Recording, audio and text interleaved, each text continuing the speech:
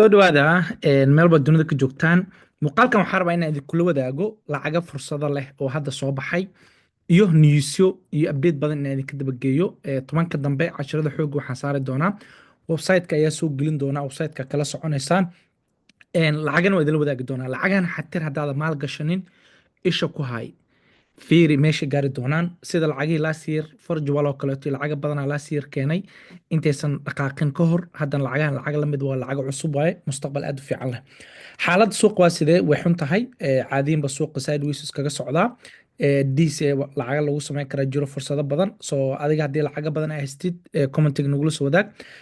Ama telegramkayga Cabdalla Wey, halkaasaan su'aalo badan soo dhigi doonaa ka jawaab. xaaladda stock marketkana maantay maxaa yeelay waxaa la sugayaa the Fed Brito ayay meeting gaarayaan. Meetingkaasoo wax badan lagu go'aamin doono. So maanta taariikhda waa 18 Brito ayaa ka warsugeynaa. Xateer waa idiin sheegay bull market account ha laga samaysto. Fed decisionkeeda oo Brito ah 19 ayaa la wada sugayaa.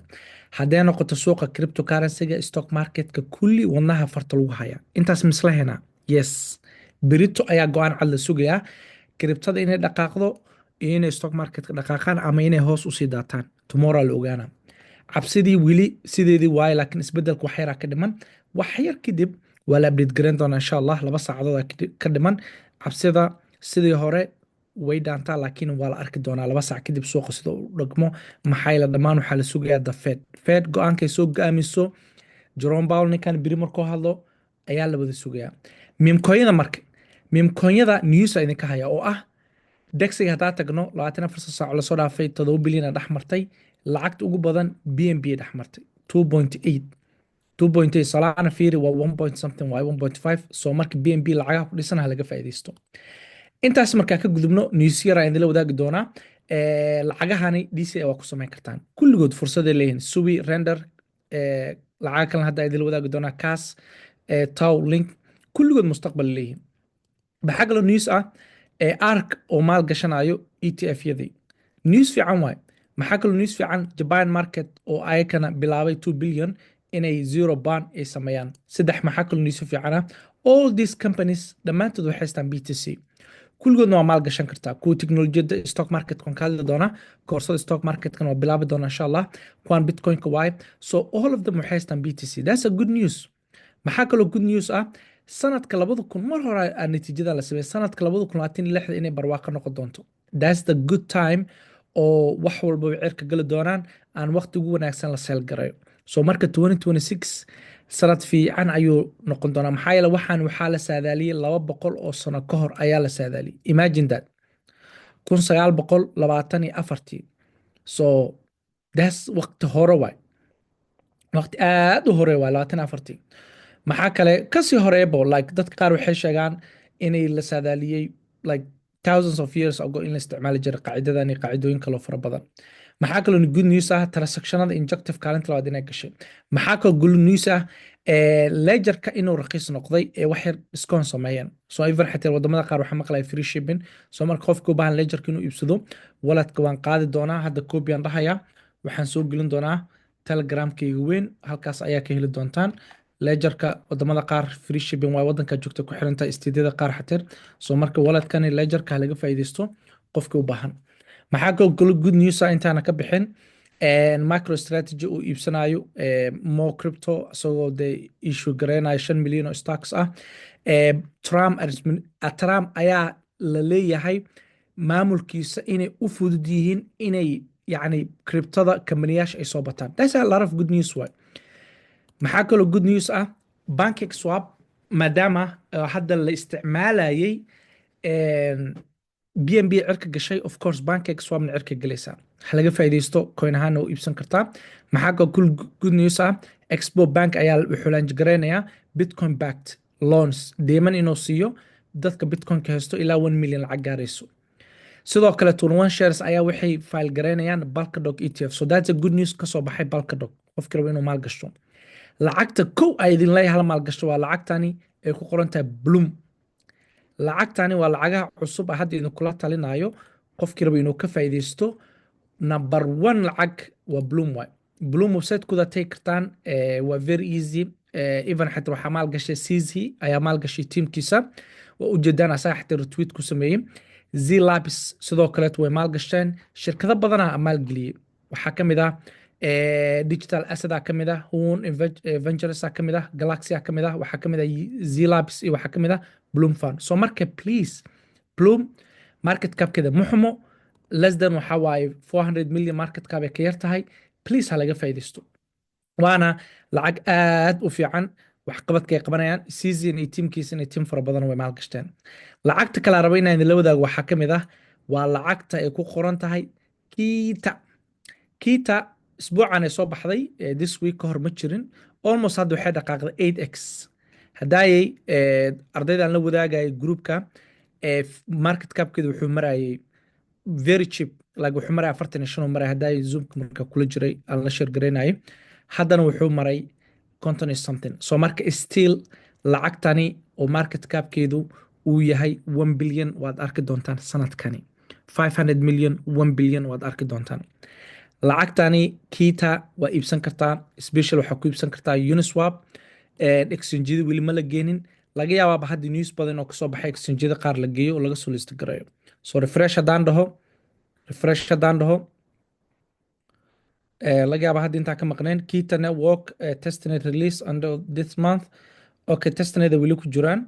So marka imagine exchange-yada qaar haddii la geeyo lacagtan waxay geli doontaa cirka. Kita isha lagu hayo, Twitterkeeda hala fiiriyo, even website-kooda hala fiiriyo, mustaqbal aad u wanaagsan ay leedahay. market capkeedana hadda xataa muuqaalkan fiiri, muuqaalkan markaad daabanaysid coingetka ku noqo, by the time uu kusoo gaaro Kita tag copy garay ama magacaas raadi, waxaa laga yaabaa inaa aragtidba 70 milyan market cap ay iduu marayso easy. lacagtan oo ujeedaa 500 10x meesha inay ka tagto, even inay ka tagto 20x meesha hadda ay joogto, ay tagto 1 billion plus. maxaa kaleeto lacagta kala raba inaan idila wadaago waa Bubble Maps. Bubble Maps waan isticmaalnaa. Bubble caadiyin waan isticmaali jirnay oo lacagaha mimcoinyada lacagaha soo baxo inaan ku tracking gareyno. hadda tusaalo kale Solana lacagaha ku jiro, Ethereum lacagaha ku jiro inaan scan gareyno. oo tusaalo kale hadda lacagtan oo kale haddaa rabtid log with hadoo kale inaad baartid oo adresska qofka haysto waan isticmaali jirnay. maxay sameeyeen wiigani Coinbase soo laajgareeyeen oo Bubble Maps ah. exchange-yada inta ugu badan waa ka heli kartaan. So hadda wax badan maba dhaqaaqinba, 1x la dhaqaaqday 62 million market cap ay tegaysaa easily 500 even xataa billion dollar market cap inay gaarto ka filo. waxaana ka iibsan kartaa marketyada, waxaa ka iibsan kartaa Binance, waa ka iibsan kartaa Gadayo, waa ka iibsan kartaa. So coinkan in isha lagu hayo fursad uu leeyahay, qofkii ka faa'iidaysana ugu yaraan 10x waa ka helaysaan ilaa iyo sanadkan inta ka dhiman haddaa howlgaraysid ka horba inaad keeshida laga yaabaa. laakiin Kita waxay kaga xuntaa waxaa waaye Kita marketska markaa tagno keliya waxaad ka helaysaa Uniswap iyo airdrom oo base ah, maadaama lacagta base ay ku dhisan tahay. weli exchange-yada lama geenin. 8x-na way samaysay 7 bir lasoo dhaafay. So that means haddaa $100 gelisay 800 banaanka waa iyo kasii badanbo. maxaa kaloo good news ah raba inaad laga wadaago, lacagtan waxaad ka iibsan kartaa Uniswap base khaasatan. So Uniswap aad tegaysaa, Uniswap markaa tagtid refresh aa leedahay, keydaa tegaysaa, markaa tagtid adresska soo copy gareyne, copy markaa dhahdid lacagtaa tegaysaa. Ethereum aa bedelay, waxaa ka dhigaysaa base aa ka dhigane, base markaa ka dhigatid qaybta hoose ku dhufanay waa adigoo dee banka adigoo isticmaalayo kale Jupiter ama Phantom Wallet. adresska Kita soo qaade waa kana lacagtaa gashanaysaa whatever rabtid oo kale inaad gashatid, tusaalo kale hal xabo kale haddaa u baahatid ama whatever u baahatid oo kale adig kugu xiran tahay. soo qaabkaas u iibsanaysaa. Bubble Mapskana meel baa ka heli kartaa, waa labada lacagood labadan lacagood waa 10x minimum waa ka helaysaan. Bloomna sidoo kale maybe inaad 3x ka heshaan, 3x inaad ka heshaan. sidoo kale BNB long term investment hala maal gashto ayada hadda kaxsan hana lagu targareeyo. Uniswap hala maal gashto hana lagu targareeyo. Cronis sidoo kale fursad badan ka jirto long term hadday noqoto. Bitget ayaamahan dhan waa ka hadlaya still mustaqbal badan oo leeyahay long term investment. Borg sidoo kale long term investment fursad ayay leedahay. lacagaha riskiga ahna waxaa ka mid ah Sugar First waa very risk waaye 1 billion xataa market capkeedu ku yar yahay, laakiin long term qofkii haysto maybe inuu 10x ka helo. laakiin hadda aad ba riskigeedu u hooseeyaa maxaa yeelay 1 milyan ka yarta waa very risk waaye. qofkii $100 ku tuuro iskaga dhaafayo risk badan qaadana is good. iyo lacagta kaloo riskiga leh waxaa waaye waa Fox waaye. Fox ayadana another risk ay leedahay, market capkeedu wuu hooseeyaa, aad ba u hooseeya, waa risky reward waaye. laakiin labadan lacagood iska dhaafa kuwa fursadda leh Bubble-ka iyo halaga faa'iidaysto keba. Su-aasha kaloo meesha taalo, ardayda cusub la qaadanayo, please haddaadan weli ka mid noqonin, la xiriir maxamed, yarka soomaali jooga, asaa customer service noo qaabilsan. ana casharada biisi ku ahay, ana arday lama hadlo, qof lama hadli, ana cashar laygu imaada. qofkii waxbarasho rabo ani waa idin hayaa inaa wax idin baro, lacag idin siiyo, suuqana ka faa'iidaystaan. maxamed hala la xiriir wixii casharo ah, asagaa idin joogo, idin caawinayo. aniga sugarna sidoo kale, sugar verse waxyaabaha newska kasoo baxa waxaa ka mid ah 1 milyan fan inay heleen. 1 milyan ha helaan ma xume, laakiin dee coinkooda fiiriya waa very risk. waa sugar verse waa very risk. 1 milyan waa helaan, laakiin aad buu riskiga u sareeya. haliska ilaaliyo.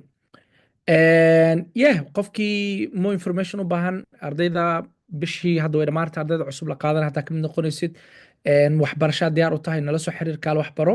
sidoo kale tan akoon ha laga samaysto truth social. Trump halkana lagala socdaa, ani waa ii furan yahay wax walbo Trump dhaho halkana kala socdaa.